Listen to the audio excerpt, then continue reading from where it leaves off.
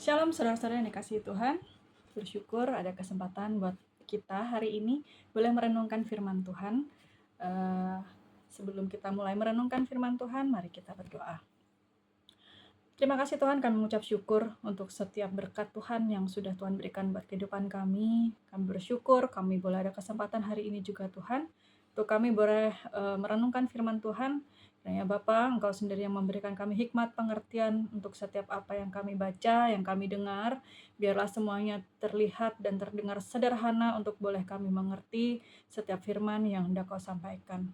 Terima kasih Bapa, kami mau merenungkan firman-Mu hanya di dalam nama Tuhan Yesus Kristus. Haleluya. Amin. Ya, saudara,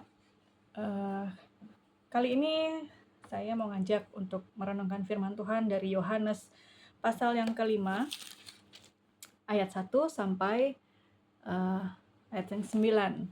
Sebelumnya, mari kita lihat situasi yang ada saat ini. Kita saat ini ada di tengah-tengah dunia yang serba modern, serba instan, serba cepat, serba elektronik, dan apapun yang ada saat ini terlihat semuanya baik-baik saja di depan kamera, di depan layar. Tapi apakah semuanya sebaik itu? Karena beberapa dari mereka pasti merasakan kekosongan, sebagian dari mereka merasakan kesendirian, bahkan di tengah saat menghadapi masalah, mereka merasa mereka sendirian karena mereka tidak melibatkan Tuhan. Dan kabar sukacitanya adalah Tuhan Yesus nggak pernah ninggalin kita, saudara. Tuhan Yesus ada buat kita selalu. Tuhan Yesus tidak pernah membiarkan terlewat satupun dari kita untuk kita menghadapi semua masalah kita sendirian. Tema hari ini saya beri judul Yesus Harapan di Tengah Keputusasaan.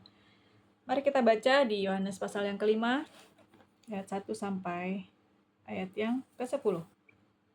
Perikop penyembuhan pada hari Sabat di kolam Betesda. Sesudah itu ada hari raya orang Yahudi, dan Yesus berangkat ke Yerusalem. Di Yerusalem dekat pintu gerbang domba ada sebuah kolam yang dalam bahasa Ibrani disebut Betesda. Ada 5 serambinya, dan di serambi-serambi itu berbaring sejumlah besar orang sakit, orang-orang buta, orang-orang timpang, dan orang-orang lumpuh yang menantikan goncangan air kolam itu.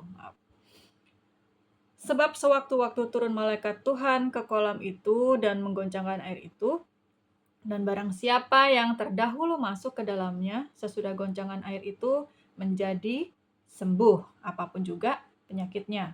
Di situ ada seorang yang sudah 38 tahun lamanya sakit.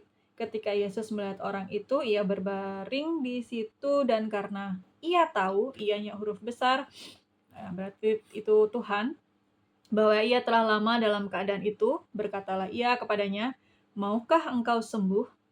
Jawab orang sakit itu kepadanya, "Tuhan, tidak ada orang yang menurunkan aku ke dalam kolam itu apabila airnya mulai goncang. Dan sementara aku menuju ke kolam itu, orang lain sudah turun mendahului aku." Kata Yesus kepadanya, "Bangunlah, angkatlah tilammu dan berjalanlah." Dan pada saat itu juga sembuhlah orang itu, lalu ia mengangkat tilamnya dan berjalan. Tetapi hari itu hari Sabat, karena itu orang-orang Yahudi berkata kepada orang yang baru sembuh itu, "Hari ini hari Sabat, dan tidak boleh engkau memikul tilammu." Ya, saudara, berapa sering kita menganggap media sosial atau hamba Tuhan ataupun teman saudara kita adalah kolam Betesda buat kita.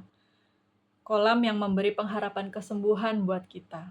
Kesembuhan di sini bukan berarti hanya sembuh secara jasmani, tetapi sembuh secara hati, pikiran, jiwa kita, mungkin pikiran kita yang sedang sakit, hati kita yang sedang sakit. Berbicara tentang kolam Betesda masa kini, orang berbondong-bondong mengalihkan setiap masalah yang ada, pergumulan yang ada, dengan cara sibuk mencari uang, sibuk bekerja, ataupun sibuk curhat di media sosial, di sahabat, di orang-orang terdekat, dengan harapan mereka mendapatkan kesembuhan hati, kesembuhan jiwa, pikiran, ataupun kesembuhan fisik dari apa yang mereka lakukan. Tapi itu semua nggak ada yang benar-benar memberi kesembuhan, saudara. Kabar baiknya adalah Tuhan Yesus nggak pernah meninggalkan kita. Kebenarannya adalah kesembuhan sejati dimulai bukan ketika air itu goncang, tetapi ketika Tuhan mulai berbicara kepada kita. Mari kita renungkan kembali poin-poin apa yang bisa kita dapat dari pembacaan di Yohanes 5 hari ini. Poin yang pertama, Yesus mengenal keadaan kita. Ia tahu betapa lama dan dalamnya penderitaan kita, sakit yang kita alami. Seperti yang tertulis di ayat 5, ayat 6, dikatakan ketika Yesus melihat orang itu berbaring di situ dan karena ia tahu bahwa ia telah lama dalam keadaan itu dan seterusnya. Ia di sini huruf besar, saudara. Artinya Tuhan tahu apa yang sedang kita hadapi. Tuhan tahu setiap kelemahan kita, Tuhan tahu setiap pergumulan kita, dan Tuhan tahu seberapa kuat kemampuan kita untuk menghadapi itu semua. Nah, pertanyaannya, di antara segitu banyak orang yang menunggu mujizat di pinggir kolam Bethesda, Tuhan hanya mendatangi satu orang ini. Kenapa? Dia 38 tahun sakit, saudara. Dia menunggu mujizat kesembuhan dengan setia. Dia menunggu kesempatan untuk dia boleh menikmati sendiri mengalami sendiri mujizat yang Tuhan berikan. Dia menunggu dengan setia, dan ketika Tuhan Yesus datang, dia tahu itu Tuhan. Artinya dia tidak tinggal diam selama penantiannya. Dia mencari tahu siapa Tuhan Yesus itu, siapa sang pemberi kesembuhan itu, siapa sang pemberi mujizat itu. Karena di sini dia bilang, Tuhan, tidak ada seorang yang menurunkan aku. Dari mana dia tahu itu Tuhan? Kalau dia tidak mencari pengetahuan tentang Tuhan Yesus. Dari mana dia tahu yang menghampiri dia itu adalah Tuhan Yesus? Itu yang mencuri hati Tuhan Yesus sehingga Tuhan tidak melewatkan satu orang ini di tepi kolam Bethesda. 38 tahun bukan waktu yang sebentar, saudara. 38 tahun mengidap sakit, tidak bisa kemana-mana, tidak bisa berbuat apa-apa, tidak bisa berjalan dan bergerak. Sementara mujizat Tuhan dilihatnya setiap hari di depan matanya, tapi dia nggak pernah merasakan, dia tidak pernah mengalami mujizat Tuhan secara langsung karena keterbatasan yang dia miliki. Tuhan nggak pernah melewatkan satupun dari kita untuk bisa melakukan mujizatnya. Untuk itu, saudara, kenalilah Tuhan, carilah Tuhan, karena Tuhan masih berkenan untuk ditemui. Ya, Yesus mengenal keadaan kita. Dia tahu kondisi kita yang kalau di sini orang ini sudah sakit 38 tahun dan dia tahu orang ini nggak akan bisa nyampai ke kolam Bethesda. Dan Tuhan tahu keadaan orang ini, kondisi ini lemah dan tidak bisa berbuat apa-apa. 38 tahun dia menunggu mujizat dari Tuhan. 38 tahun dia setia menunggu kebaikan Tuhan, menunggu mujizat Tuhan terjadi dalam kehidupannya. Penantiannya nggak sia-sia. Karena di sini Tuhan Yesus akhirnya melihat dia dan dia datang kepada orang ini dan menawarkan kesembuhan buat orang ini. Orang ini tidak disebut namanya dalam Alkitab, saudara. Yang kedua, poin yang kedua, Yesus menawarkan pemulihan yang sejati. Yesus mendatangi menghampiri orang ini dan berkata, maukah engkau sembuh? Saudara, pertanyaan yang sama buat kita sampai hari ini. Maukah kita sembuh? Maukah kita sembuh dari keuangan kita? Maukah kita sembuh dari penyakit kita? Maukah kita sembuh dari sakit hati kita? Maukah kita sembuh dari semua masalah pergumulan kita, pikiran kita, apapun yang boleh kita alami saat ini? Pertanyaannya sama. Maukah engkau sembuh? Nah, seringkali kita, manusia ini ketika Tuhan menghampiri kita dan bertanya, maukah engkau sembuh? Jawabannya sebenarnya hanya simpel. Seperti orang yang sakit 38 tahun ini, saudara. Jawabannya hanya simpel. Ketika Tuhan tanya, maukah engkau sembuh? Seadanya dia hanya menjawab, ya Tuhan, aku mau sembuh. seketika itu juga dia pasti akan sembuh, saudara. Tapi lihat jawabannya. Tuhan, nggak ada yang nurunkan aku ke sana. Tuhan nggak ada yang bantu aku udah di sini 38 tahun, aku sudah menunggu waktu Tuhan, aku sudah berbuat ini, aku sudah berdoa, aku sudah begini, sudah begitu. Seringkali kita seperti itu, bukan saudara? Tuhan, aku sudah berdoa. Mana jawaban doaku? Tuhan, aku sudah melayani. Tuhan, aku sudah begini, sudah begitu. Mana jawaban doaku? Bukankah kita seringkali juga melakukan hal yang sama seperti orang ini? Bukankah kita seringkali juga mengeluh ketika Tuhan datang, maukah engkau sembuh, maukah engkau dipulihkan oleh Tuhan, tapi kita malah menjauh, malah ngomel, malah menggerutu, kita tidak menjawab pertanyaan Tuhan, tapi kita malah berargumen, memberikan argumen kita bahwa kita sudah melakukan banyak hal, tapi Tuhan tidak tolong. Padahal jawabannya hanya satu, mau Tuhan. Jawabannya hanya satu, mau dulu. Percayalah, Tuhan akan mengubahkan semuanya, Tuhan akan memampukan kita untuk boleh bergerak sesuai kemauan Tuhan. Poin yang ketiga, ketaatan membuka jalan bagi mujizat. Ketika orang ini disuruh bangkit, berdiri, angkat tilammu, dia sudah nggak menggerutu lagi, saudara-saudara. Dia langsung berdiri, dia angkat tilamnya, dan dia berjalan. Dia taat apa yang Tuhan sampaikan. Dia mau taat, tidak menggerutu lagi, tidak mengeluh lagi ketika Tuhan bilang, bangkit, angkat tilammu dan berjalanlah. Dan seketika itu juga mujizat terjadi.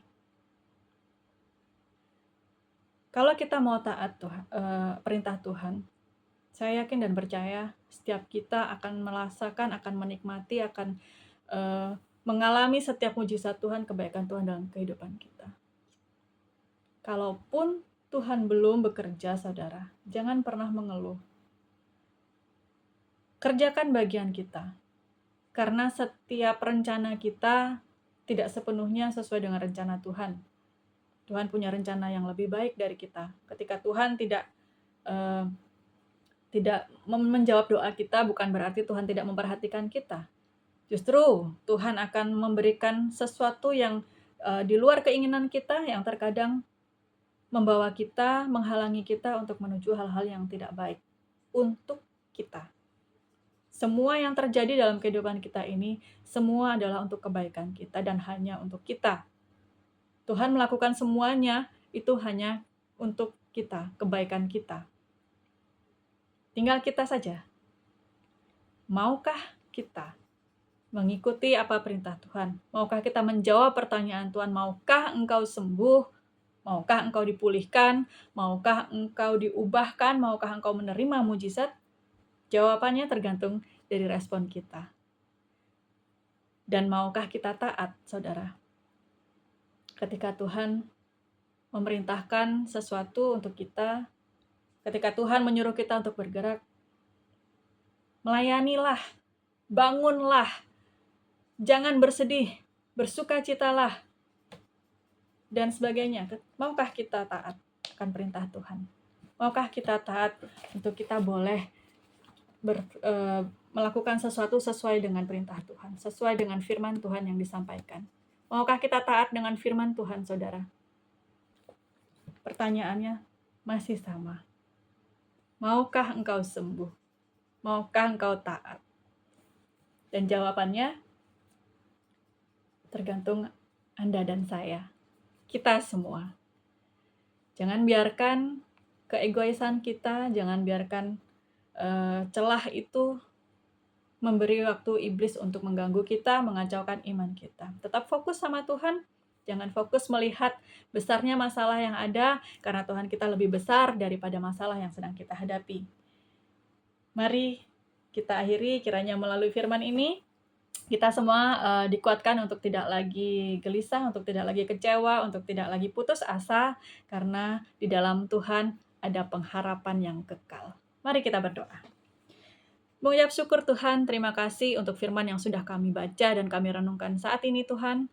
Kami mau belajar menjawab setiap panggilan Tuhan, Kami mau belajar untuk taat karena kami tahu hanya di dalam Tuhan sajalah kesembuhan itu terjadi. Hanya di dalam Tuhan saja mujizat itu boleh terjadi dalam kehidupan kami. Kami mau mendengar Engkau, kami mau taat perintah-Mu, kami mau menjawab setiap panggilan-Mu Tuhan, dan berbicaralah kepada kami apa yang harus kami kerjakan ya Bapa. Kami mengucap syukur untuk setiap pergumulan yang ada.